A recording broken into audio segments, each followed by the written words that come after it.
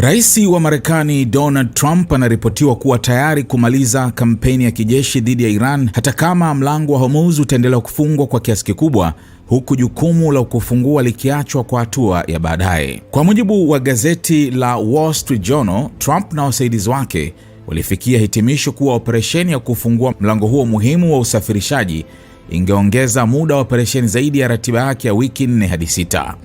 Badala yake, utawala huo umeamua kulenga kudhoofisha uwezo wa makombora na jeshi la majini la Iran, huku ukitumia njia za kidiplomasia kushinikiza ufunguzi wa mlango huo baadaye. Iran imekuwa ikizuia kwa kiasi kikubwa mlango Hormuz kama kulipiza kisasi mashambulizi ya Marekani na Israel, hatua iliyovuruga njia muhimu ya usafirishaji wa mafuta duniani na kusababisha kupanda kwa bei za nishati.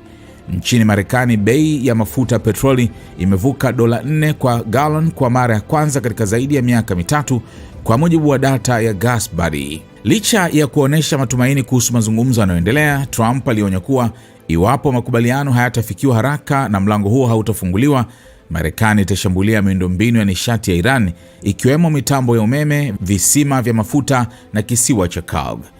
Wakati huo huo, Marekani imetuma maelfu ya wanajeshi zaidi katika eneo hilo katika wiki iliyopita, ikijiandaa kwa uwezekano wa operesheni ya ardhini.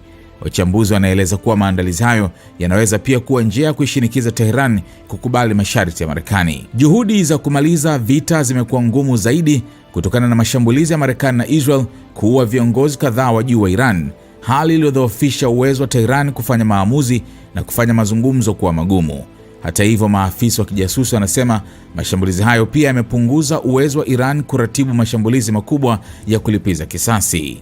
Maendeleo hayo yanakuja wakati Trump akithibitisha kuwa Washington imekuwa ikifanya mawasiliano na spika wa bunge la Iran, Mohammad Bagher Ghalibaf, ambaye awali alimwelezea kuwa sehemu ya uongozi mpya na wenye busara zaidi wa Iran.